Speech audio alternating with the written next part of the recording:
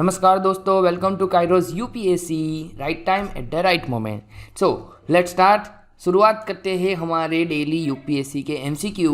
उसके पहले आपको बता दें कि अगर आपने अभी तक हमारे यूट्यूब और टेलीग्राम चैनल को ज्वाइन नहीं किया है तो जल्दी से कीजिए, ठीक है। चलिए, पहला एमसीक्यू आपके सामने है। Which comet is also referred to as the Orionid meteor shower. चलिए, ओरियोनिड मीटियोर शावर के नाम से किस कॉमेट को जाना जाता है? आपके सामने ऑप्शंस है हेली कॉमेट, एनेक कॉमेट, हायाकुताक कॉमेट और हेल-बॉप कॉमेट। चलिए, इन चार में से क्या आंसर आएगा? देखिए, अभी क्या चल रहा है? अभी चल रहा है अक्टूबर मंथ और आने वाला मंथ है नवंबर। तो ये जो पीरियड है, यहाँ पे हमें क्या मिलता है? यहाँ पे हमें देखने को मिलता है ये शावर। कौन सा शावर? ओरियोनिड मीटियोर शावर, ठीक है। तो इसी के बेस पे हम आपके सामने क्वेश्चन लेके आए कि कौन सा कॉमेट जो है उसको हम रेफर करते हैं।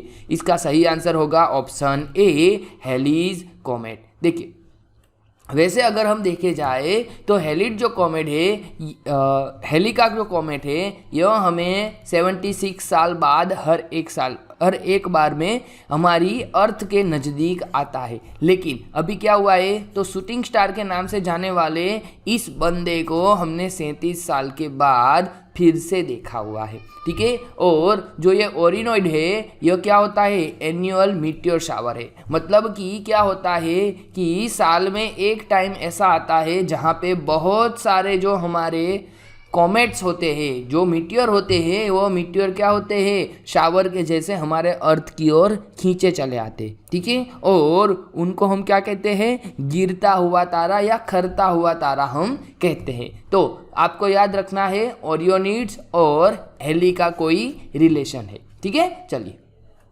नेक्स्ट एमसीक्यू आपके सामने है। Consider the following statement about civil union. चलिए, सिविल यूनियन के बारे में आपको बताना है। पहला, civil union is similar to a marriage like legal sanction given to two individuals of same sex.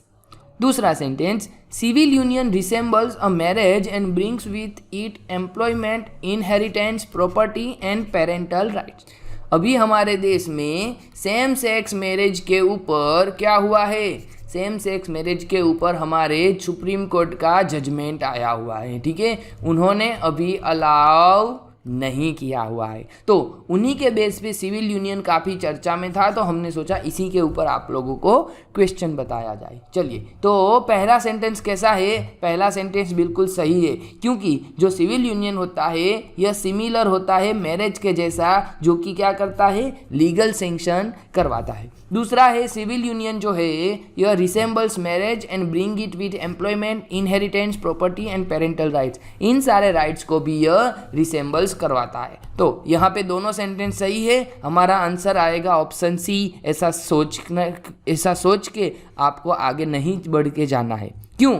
क्योंकि हमें देखना है सबसे पहले पूछा क्या है भैया, करेक्ट है कि इनकरेक्ट है, ठीक है। तो यहाँ पे पूछा है हमें इनकरेक्ट, तो हमारा सही आंसर आएगा ऑप्शन डी, यानी कि नॉन, ठीक है। नॉन ऑफ द अबव यहाँ पे हमारा सही सेंटेंस आंसर आएगा। देखिए, कंटेक्स्ट क्या है, तो रिसेंट जजमेंट आया हुआ है। और जो सिविल यूनियन है यह क्या है? एक ऐसा टूल है to devise to grant such similar legal protection to couples of same sex marriage, ठीक है। तो इन्हीं के रिगार्डिंग आपको पता होना चाहिए कि अभी हमारे कंट्री में कौन से करंट अफेयर्स के नाम पे कौन से बड़े वाले कॉन्सेप्चुअल क्वेश्चन बन सकते हैं। चलिए, नेक्स्ट एमसीक्यू।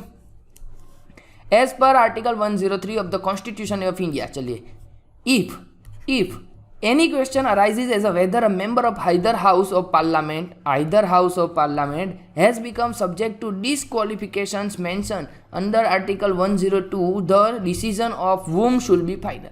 मतलब कि ऐसा कह रहा है कि जो हमारा आर्टिकल 103 है उनमें किनको सत्ता दिया हुआ है कि अगर कोई बंदा आर्टिकल 102(1) के तहत अगर डिस्क्वालीफाई होता है तो यह फाइनल होता है। क्या यह इलेक्शन कमीशन ऑफ इंडिया को देता है, पार्लियामेंट को सत्ता दी जाती है, प्रेसिडेंट को, या फिर सुप्रीम कोर्ट को? चलिए बताइए क्या है आंसर। अभी यह क्यों न्यूज़ में आया है? तो अभी आपको पता होगा कि पार्लियामेंट्री प्रिविलेजेस को ब्रीच करने का एक इल्ज़ाम लगाया हुआ है, और अभी किन के ऊपर लगाया हुआ है? एमएम के ऊपर लगाया हुआ है। चलिए, एमएम क्या है, पूरा कंटेक्स्ट क्या है, हम फिर से आपको बताते हैं। लेकिन यहाँ पे सही आंसर क्या होगा हमारा? सही आंसर होगा ऑप्शन सी। प्रेसिडेंट जो है, यह प्रेसिडेंट फाइनल अथॉरिटी होती है। देखिए, महुआ मोइत्रा जो है हमारे एमपी है, यह एमपी के ऊपर ऐसा चार्जेस लगा हुआ है जो कि कैश फॉर क्वेश्चन के बेस पे अभी करंट अफेयर्स में बने हुए हैं। काफ़ी चर्चा चल रही है, उनके ऊपर काफ़ी आरोप प्रत्यारोप लगे हुए हैं कि उन्होंने कैश लेके क्वेश्चन पूछे हैं। तो उन्हीं के रिगार्डिंग डिस्क्वालिफिकेशन का जो फाइनल अथॉरिटी है, यह आती है किनके हाथ में? यह आता है प्रेसिडेंट के हाथ में, ठीक है। और प्रेसिडेंट कोई भी अगर डिसीजन देते हैं, उनके पहले यह किनके साथ डिस्कस करते हैं? इलेक्शन कमीशन ऑफ इंडिया के साथ उनके रिगार्डिंग डिस्कस करते हैं, ठीक है। चलिए चलते हैं आगे। लो जी, आपके लिए हम फिर से लेके आए हैं एक सरप्राइज क्वेश्चन। क्या लेके आए हैं? Surprise question. क्यों? क्योंकि हम पिछले 2 वीडियो से लगातार आपको पूछ रहे हैं, आपको बता भी रहे हैं कि भैया इकोनॉमिक सर्वे के हिसाब से जो भी एमसीक्यू होते हैं उनमें आपको एक हाईलाइट होनी चाहिए, आपको एक आइडिया होना चाहिए। देखिए, आज क्या पूछा है कि as per economic survey 2022-23 arrange the following statements in increasing level of total pulses production for the fiscal year 2022। भैया जो भी स्टेट यहाँ पे दिया हुआ है, मध्य प्रदेश, राजस्थान और महाराष्ट्र, उनमें से आपको बताना है इंक्रीजिंग लेवल में। कैसे? इंक्रीजिंग लेवल में टोटल पल्सिस का प्रोडक्शन बताना है, ठीक है। तो यह एमसीक्यू आप ही के लिए है, आपको क्या करना है? इनका प्रैक्टिस करना है।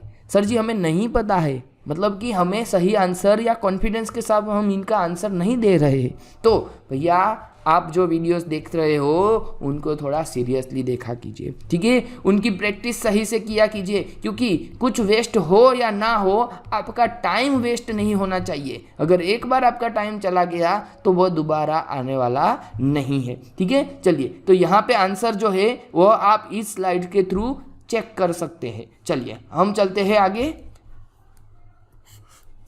Aboriginal and Torres Strait Islanders are the indigenous citizen of which country? चलिए, ये जो एबओरिजिनल्स और टॉरेस आइलैंड होते हैं, टॉरेस स्ट्रेट आइलैंडर्स होते हैं, यह कहाँ के मूल निवासी है? क्या यूएसए के हैं, ऑस्ट्रिया के हैं, ऑस्ट्रेलिया के हैं, रसिया के हैं या चाइना के लिए? तो आपको पता होगा कि सर जी ये लोग हैं ऑस्ट्रेलिया के, क्योंकि अभी ऑस्ट्रेलिया में एक रेफरेंडम काफ़ी चर्चास्पद था। देखिए, वर्ल्ड में क्या हो रहा है एज अ ह्यूमन डिग्निटी के नाम पे, ठीक है, या फिर हम ऐसा कहें कि फंडामेंटल राइट के हिसाब से वर्ल्ड में क्या हो रहा है, तो उनके रिगार्डिंग आपको चीज़ पता होनी चाहिए। अभी क्या हुआ है, अब जैसे कि जो कंट्रीज एक दूसरे कंट्री को क्या करने जा रहे थे, कॉलोनी बनाने वाले रहे थे, उस कॉलोनी के नाम पर उन्होंने क्या किया, जो मूल निवासी थे उनके ऊपर काफ़ी अत्याचार किया। जैसे कि यूएसए में देखोगे तो यूएसए में रेड इंडियंस करके एक जो स्थानिक निवासी हैं उनको रेड इंडियंस कहा जाता है। तो कायदे से अगर देखा जाए तो रेड इंडियंस जो है यही मूल अमेरिकन निवासी है, और जो वर्तमान गवर्नमेंट है वहाँ पे, या फिर अगर मेजॉरिटी वहाँ के पर्सन्स जो है यह कैसे है, यह यूरोपियन के भेजे हुए अमेरिका में नागरिक है। अब ये जो नागरिक आए हुए हैं अमेरिका में, यह लोग कैसे थे, या तो प्रिजनर थे, या तो जिनको ज़्यादा फ्रीडम चाहिए थी वैसे लोग थे, या फिर आप यूँ कहे कि बागी लोग थे, ठीक है। तो उन्होंने वहाँ पे आप काफ़ी अत्याचार किया। उसी तरीके से इंग्लैंड से कुछ लोग ऑस्ट्रेलिया पहुँचे थे, और ऑस्ट्रेलिया के जो मूल निवासी थे जिनको क्या कहा जाता है, एबओरिजिनल कहा जाता है, तो उनके राइट्स के रिगार्डिंग अभी एक रेफरेंडम किया गया, और उस रेफरेंडम में उन्होंने वहाँ पे परमिशन नहीं दिया।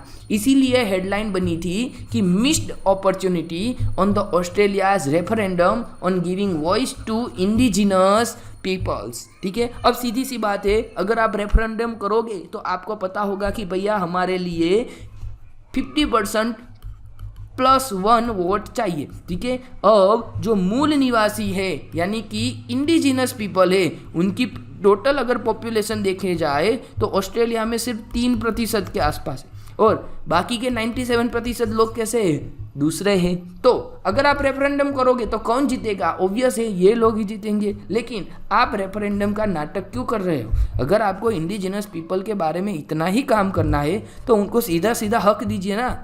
ठीक है, तो इसी के रिगार्डिंग सारा न्यूज़ चर्चा में बना हुआ था। चलिए नेक्स्ट MCQ देखते हैं।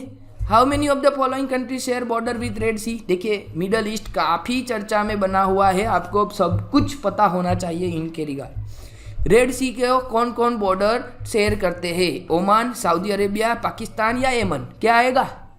जी हाँ, इनका सही जवाब आएगा सर जी, एक तो सऊदी अरेबिया और दूसरा आएगा येमन, पाकिस्तान नहीं आएगा। चलिए यही अगर क्वेश्चन मैं आपको पूछता हूँ गल्फ ऑफ मस्कत के लिए, गल्फ ऑफ मस्कत के लिए इनमें से कौन से कंट्री बॉर्डर शेयर करते हैं, यह आप मुझे बताएंगे। ठीक है, यहाँ पे फिलहाल हमारा आंसर हो जाएगा ऑप्शन बी 2 ओनली। कौन कौन? सऊदी अरेबिया और येमन। देखिए यहाँ पे सऊदी, ये हमारा रेड सी हो गया, ये रेड कलर से मैं ड्रॉ कर रहा हूँ, ये सऊदी हो गया, यहाँ पे येमन हो गया, यहाँ पे जिबूती हो गया, ये इथोपिया हो गया। देखिए इथोपिया यहाँ पे टच नहीं करता है, एक बात याद रखना है, इथोपिया जो है यह इथोपिया रेड सी को टच नहीं कर रहा है क्योंकि ये एक साइड से जिबूती और एक साइड से एरिट्रिया जो है उनको पूरा घेर के रखा हुआ है। ठीक है, एक और चीज़ याद रखिएगा, जो हॉर्न ऑफ अफ्रीका है, यह हॉर्न ऑफ अफ्रीका में जो 4 कंट्री है, उन 4 कंट्री में से